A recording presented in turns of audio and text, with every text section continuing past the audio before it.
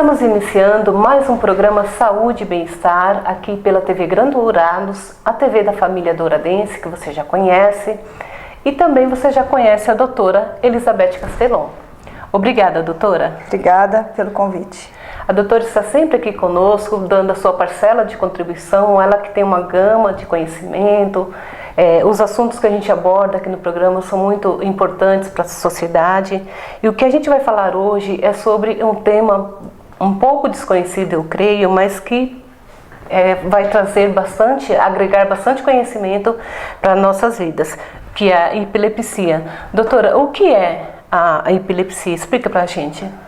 Epilepsia é uma doença do cérebro que faz com que os neurônios, que são as células cerebrais que transmitem as informações, com que muitos neurônios de uma vez se descarreguem, porque o neurônio ele emite sinais e esses sinais eles se dão por alteração de polaridade, então eles são sinais elétricos. Agora, se bilhões de neurônios se descarregarem, todos eles ao mesmo tempo, de uma única vez, você tem uma manifestação motora ou uma manifestação cognitiva, comportamental, que é a crise epiléptica. Então você percebe aquilo através de uma alteração de comportamento, ou a pessoa cai ao chão, perde a consciência, começa a se debater, urina na roupa, morde a língua, ou às vezes a pessoa só ficou esquisita, ficou um tempo ali sem conseguir responder. São várias formas de crise epiléptica, dependendo da área do cérebro que é acometida, mas a característica básica é essa. Então ela é uma doença do cérebro, que pode ser uma doença genética, familiar, ela pode ser por uma causa secundária, ou seja, por alguma lesão que aparece no seu cérebro, um sangramento, uma infecção, uma inflamação, um tumor, né? Então ela pode ter, ou por exemplo no Brasil, a neurocisticercose, ou uma criança que nasceu com alguma malformação, o cérebro, os giros não se formaram direito, alguma coisa que muda as características eletrofisiológicas dos neurônios. Então começam a ser células que se descarregam com mais facilidade. Então aí é uma pessoa que tem um cérebro que funciona de uma forma que ele de tempos em tempos vai ter essas descargas que vão gerar essas manifestações. E a pessoa já nasce com esse problema, doutora? Como que? Então, quando é uma causa genética, pode ser que a pessoa já nasça assim. Pode ser que seja genético, mas só vai se manifestar na infância, pode ser que seja genético, mas só vai se manifestar na adolescência, e pode ser que não seja genético, por exemplo, uma causa secundária, a criança nasceu com uma malformação, o cérebro foi formado de uma forma inadequada, né? Ele errou, as células neuronais elas têm que migrar, têm que ir para o lugar certo, têm que formar os circuitos corretos, e por algum motivo aquilo se deu de forma errada, seja por um efeito de droga, seja por um efeito de uma infecção da mãe que passou para o feto. Então essa criança também pode ter pode já nascer assim, né? Então ela pode ser, eu posso já começar a manifestar numa idade muito precoce, mas pode ser que apesar de ser genética eu manifeste só depois também na adolescência ou na infância. Ou seja, então esse não tem idade. Não tem idade. Não tem idade. Os picos de manifestação são na infância e no idoso. No idoso, digamos assim, a partir dos 60 anos, por quê? Porque é uma fase onde doenças cerebrais são mais frequentes, como AVC isquêmico, AVC hemorrágico, mas também tumor, mas também sequelas, né? Sequelas que eu vou tendo de doenças pregressas que eu tive, calcificações, então tudo isso é mais comum no idoso, então ali eu tenho um pico de incidência, mas o primeiro pico de incidência é na infância. Então a criancinha, bebê ou até os 5 anos. E quando a pessoa tem crise, isso me leva a lembrar de um fato que eu presenciei na adolescência e por muito tempo aquilo me incomodou. Foi um primo que eu nem sabia que ele tinha esse, não sei se posso chamar de transtorno, é um transtorno? É um transtorno, é uma doença. Sim. E aí quando deu essa crise nele, ele teve uma convulsão. E eu lembro que minha tia ficou desesperada, correu para puxar a língua dele, porque disseram que ela disse na época que se não ele poderia morrer asfixiado. E isso é verdade? Não. Presenciar uma crise epiléptica é uma coisa meio assustadora para quem não está acostumado. Por exemplo, se você trabalha, é professora tem essas escolas especiais, instituições onde as crianças, né, por diversos problemas, tem crise, a professora presencia crise todo dia, 3, 4, 5 vezes por dia, ela está acostumada e sabe como agir. Mas a gente não está acostumado, até eu mesma como médica, geralmente o paciente chega para mim contando que ele teve a crise, mas ele não tem a crise ali na minha frente. A gente presencia a crise no paciente que está hospitalizado, aí a enfermeira vem chamando, olha, ele está tendo uma crise e a gente vê. Mas também, mesmo para um médico neurologista, não é tão comum você ficar vendo crise todo dia. Mas aí o que a gente tem que fazer? Na realidade, você só tem que proteger a cabeça, quer dizer, você não vai deixar a pessoa ficar batendo a cabeça no chão.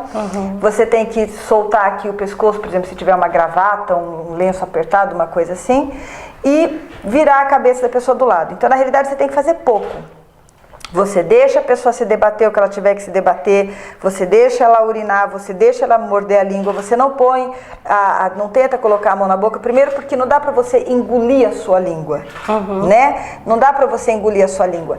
E a apneia, que é esse momento onde a pessoa realmente para de respirar durante a crise, tem um período de apneia, isso você não consegue controlar puxando a língua da pessoa. Então você não puxa a língua, você não tenta abrir a boca, você não passa álcool, você não joga água, você simplesmente deixa aquilo acontecer, porque é um fenômeno autolimitado. Ou seja, na enorme maioria das vezes, eu começo a ter a crise, eu me debato e depois aquela crise se acaba. Ela se acaba quando? Entre 1 a 3 minutos, na maioria das vezes. 1 minuto, 1 minuto e meio, 2 minutos. A gente ensina assim, que se a crise não passar depois de 5 minutos, aí a gente já tem que entender que é uma emergência, ou seja, o cérebro entrou numa situação onde ele não consegue mais cessar aquela hiperatividade, e isso de fato é muito perigoso e pode levar à morte. Mas repetindo, na maioria das vezes é autolimitado, eu não preciso fazer nada, eu só seguro a cabeça da pessoa ou ponho numa almofada, alguma coisa para não bater a cabeça no chão, e tento, se possível, virar a cabeça para o lado, que é para a pessoa não se engasgar com a própria saliva. E apenas isso. É um fenômeno autolimitado, quando a crise passar, eu fico do lado dela, ou alguém tem que ficar do lado dela, ela continua deitada de lado. Normalmente, depois da crise, a pessoa não está desperta, a pessoa continua, ela fica meio abobada, a gente chama de torporoso, ele não está entendendo, não consegue reagir direito. Às vezes a pessoa adormece, ele fica sonolento, abobado, desorientado, às vezes adormece, em seguida eu posso deixar acontecer tudo isso, né? E depois esse estado de dormência, de tarará, ele também deveria passar depois de uns meia hora, 40 minutos. Se não passar, também a gente se preocupa. Agora, a crise, a pessoa está se debatendo e aquilo durou 1 minuto, 2 minutos, 3 minutos, 4 minutos, 5 minutos, não passou, aí eu preciso realmente chamar o SAMU. Aí não é colocar a língua na mão, não é fazer nada disso, é realmente chamar porque é uma emergência médica, a gente precisa usar medicação para cessar essa situação, que a gente chama aí então de estado de mal epiléptico. Quer dizer, é uma epilepsia que não para, né? Mas isso é raro, tá? Normalmente a pessoa, a duração do episódio é de 1 a 2 minutos, mais ou menos. É interessante saber disso porque eu presenciei um fato na minha adolescência e me marcou para o resto da vida. Sim. Então, hoje, né, agora com esse conhecimento que você passou, a gente já sabe como lidar numa situação dessa, né? Mas na época a gente ficou desesperado, fomos chamar a tia que não estava por perto, Sim. A mãe, né? Então, aí que é importante, por exemplo, se a pessoa sabia, seria importante já explicar, olha gente, eu tenho epilepsia, ou alguém explicar, eu vou passar uns dias aqui, né? Avisar a família, né? A família, e explicar, se acontecer isso, faça aquilo, Esse é o papel do médico, que deveria ter explicado para o paciente então poder explicar para as outras pessoas. Então isso acaba não acontecendo porque o médico às vezes não explicou tão bem e porque a própria pessoa também tem vergonha, não quer contar que ele tem epilepsia. Então ele quer esconder. Por isso é muito importante que a sociedade não tenha estigma, não tenha preconceito com a epilepsia.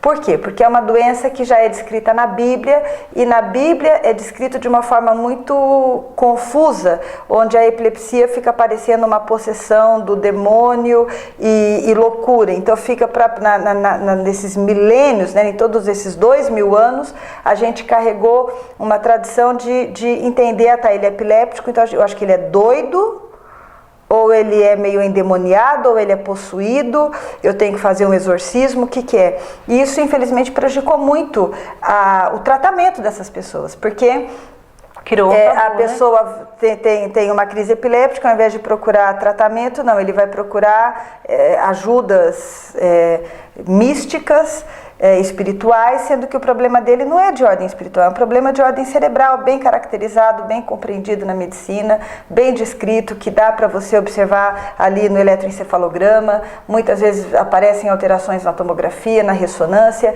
e quando o paciente é tratado adequadamente, 2/3 deles são fáceis de tratar. Tem os outros 1/3 que às vezes tem algum problema mais, uma forma de epilepsia mais complexa, um pouco mais difícil, mas que dá para tratar também, mas é um pouco mais difícil. Mas assim, 66, 70% dos casos daria para tratar bem. Mas por que não trata? Porque a pessoa não procura ajuda. Não procura ajuda por quê? Porque tem vergonha, porque tem medo de ser estigmatizado ou porque está num contexto social onde as pessoas entendem que aquilo é possessão ou que é uma forma de loucura. Doutora, e esse transtorno tem cura? Ou prevenção? Algumas formas de epilepsia são autolimitadas na idade, quer dizer, tem epilepsia que a criança vai ter durante algum tempo e depois para de ter. Então, no sentido, ela tem cura e é uma cura espontânea. Né? Algumas espontânea porque pelo próprio desenvolvimento do cérebro, ele passa por uma fase geneticamente determinada onde ele tem uma tendência maior a se despolarizar, a ter essas descargas, e depois, por algum motivo, esse próprio cérebro se rearranja e aquilo passa. Mas, na verdade, durante esse período, ela precisou ser medicada. Precisa ser medicada. Isso, às vezes, gera algum contexto. Eu digo que precisa ser medicada porque as crises são associadas a risco de acidente também, né? Você não pode deixar a pessoa ficar tendo crise, mesmo que seja temporário. É risco de acidente e o constrangimento social. Né? Por exemplo, não é legal você ter uma crise na frente das pessoas, não é legal para a pessoa que teve, não é legal para quem presenciou. Então, por diversos motivos, eu acho que quem tem crise tem que estar sempre tratando-se, mesmo que você acredite que seja benigna e tal. Mas isso é um assunto discutido entre os neurologistas. Assim, tá certo. Mas, e prevenção, doutora, existe? A prevenção seria no sentido de você evitar a neurocisticercose, que é uma coisa no nosso país, evitar as infecções. O que é isso? Desculpa. Neurocisticercose é aquela doença onde você tem contato com as fezes do porco e que as larvas das fezes do porco você acaba ingerindo, né? Por quê? Porque eu mexi ali, depois eu fui preparar o alimento não foi cozido direito, de forma,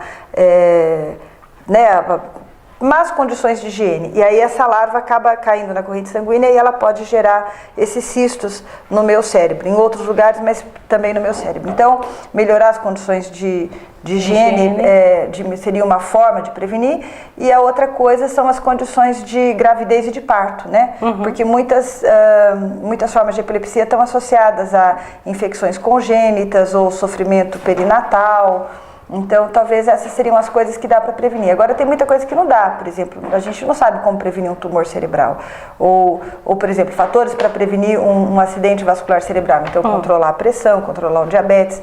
Então, são formas de prevenir as doenças que podem se associar à epilepsia. Não que tenha uma forma de prevenir a epilepsia em si. Se eu tenho epilepsia, eu tenho que tomar cuidado, que é tomar o remédio e ver coisas e evitar coisas que podem piorar a situação, como usar drogas, beber, né? E situações de perigo. Por exemplo, se eu tenho epilepsia, mesmo que eu tome o remédio, é importante que eu evite, por exemplo, a altura, porque o remédio ele reduz bastante o risco, mas sempre existe um risco latente, né? Que a gente não pode excluir com 100% de certeza. Então, altura, fogo, água, não pode mais andar na piscina? Pode brincar na piscina, mas tem que ter gente ali ao redor que possa te segurar caso aconteça alguma coisa. Então, esses cuidados, né?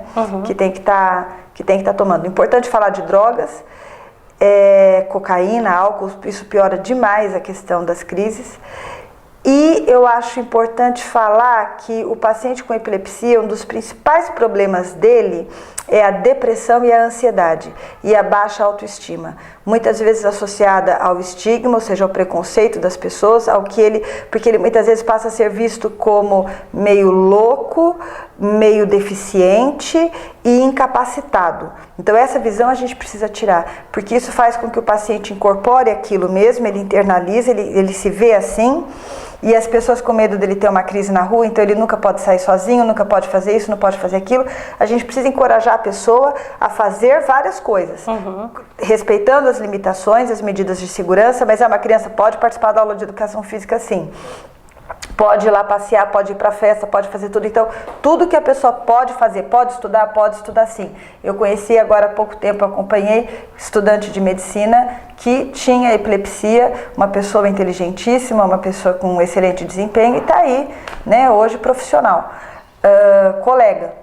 Então, assim, quebrar essa questão do estigma que gera muito a depressão, contribui muito para a ansiedade, contribui muito para o desemprego. Por exemplo, muitos pacientes meus falam, doutor, eu preciso de uma liberação, eu preciso de um afastamento pelo INSS porque ninguém me dá emprego.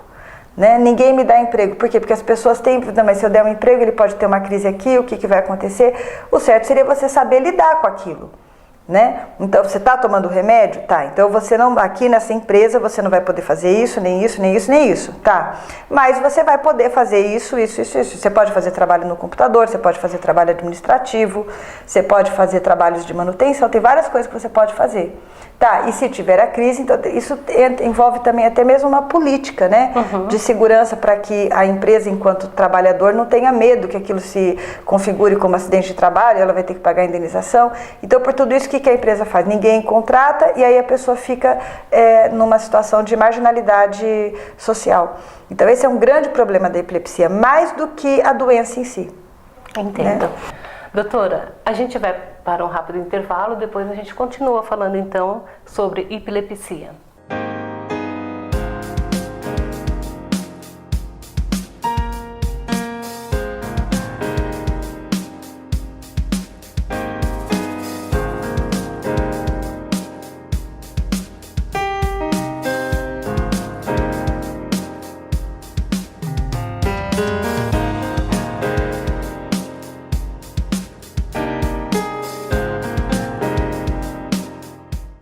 E de volta com o programa Saúde e Bem-Estar, aqui no Instituto de Neuropsiquiatria, com a doutora Elizabeth Castelon. A gente está falando hoje sobre a epilepsia.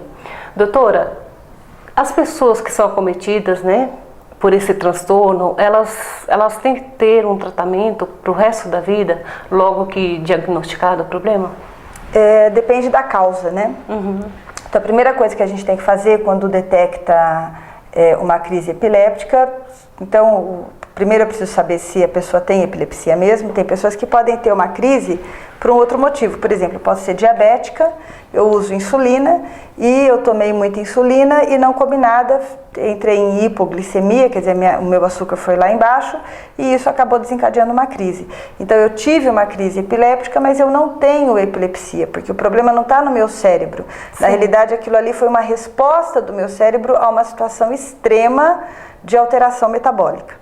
Então, primeiro a gente tem que ver se a pessoa realmente tem epilepsia. Às vezes a gente confunde com outras coisas também, por exemplo, síncope, que é uma pessoa que desmaia porque diminuiu o fluxo sanguíneo no cérebro, às vezes por causa de uma arritmia. Então, a gente precisa diferenciar. Tem causas até mesmo psicogênicas, quer dizer, não é uma crise epiléptica por um problema no cérebro, mas é por um problema emocional, que também são circuitos cerebrais, mas a gente chama de psicogênico para diferenciar. Mas então aí eu tenho que descobrir a causa. Então eu tenho que fazer um eletroencefalograma para confirmar se tem mesmo a epilepsia, que tipo de epilepsia que é. A gente tem epilepsia onde a pessoa perde totalmente a consciência, fica irresponsiva. Tem crises onde a pessoa mantém a consciência e está sendo só uma determinada área que está acometida. Tem crises onde a pessoa não chega a perder totalmente a consciência, mas ela fica com a consciência dela alterada, ela não consegue responder direito. Então a gente precisa caracterizar o tipo de crise e caracterizar a origem da crise, que a gente caracteriza pela descrição, que jeito que é a crise, ver se tem história familiar, então enfim. Toda essa coisa, a ressonância e tal, aí você descobre, olha, você tem crise convulsiva porque você tem uma epilepsia secundária neurocisticercose, né? Então essa é a causa mais provável. Você tem um cistozinho ali do cisticerco, que agora, inclusive, o bicho já morreu há muito tempo, só sobrou uma calcificação, mas é uma calcificação em uma área que pode gerar crises.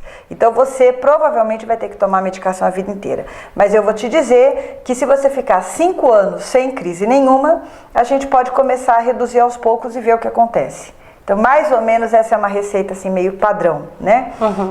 Esperar pelo menos a pessoa ficar 5 anos sem crise. Agora, tem algumas coisas que a gente sabe que vai tomar a vida inteira, a gente já sabe de antemão, e tem algumas que a gente sabe que vai ser só por um período. Isso, né? Você sabe de antemão, de acordo com o diagnóstico, exames, né? Com os exames, Certo. Qual que é o tipo de crise que a pessoa tem e qual é a causa dessa crise.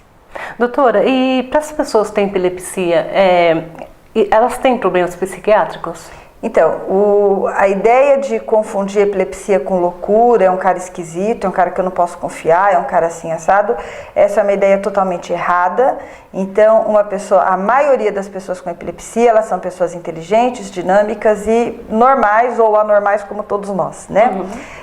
Existem casos de epilepsia que são secundários a alterações cerebrais mais graves, e aí a gente vai ter aqueles casos onde a criança tem epilepsia, tem paralisia cerebral, não anda, não fala, tem um retardo mental severo, e aí tem a crise também. Então, existe esse grupo de crianças muito acometidas, porque aí você vai fazer uma tomografia, uma ressonância, vão ter várias alterações cerebrais que levam a todos esses problemas.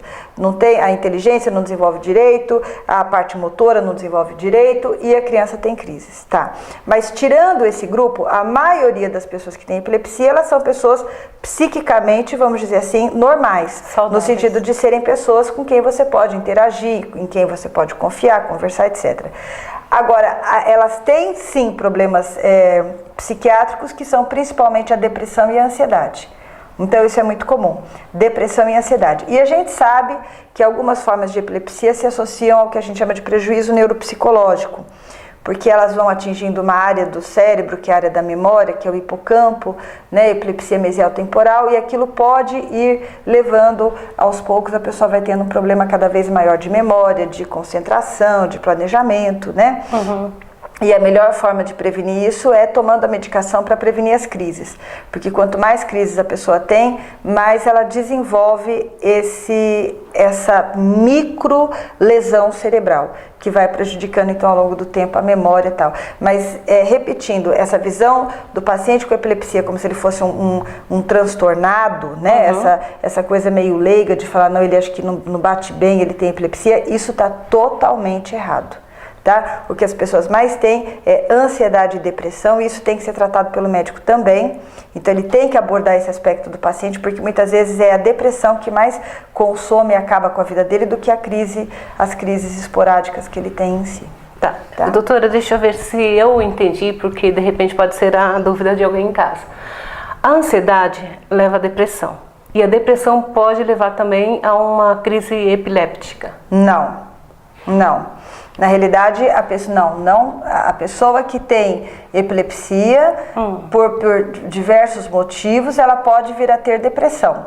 E ela pode vir a ter ansiedade. Então, isso pode estar associado ao estigma, ao preconceito, pode estar associado ao fato da pessoa se ver muito numa situação onde ela depende muito da ajuda de outros, onde ela não pode fazer nada sozinha, onde ela não consegue uma posição social, não consegue um emprego, e tudo isso vai gerando a depressão. Entendi. Mas a depressão não gera as crises epilépticas, né? A ansiedade e a depressão são duas irmãs ou duas primas.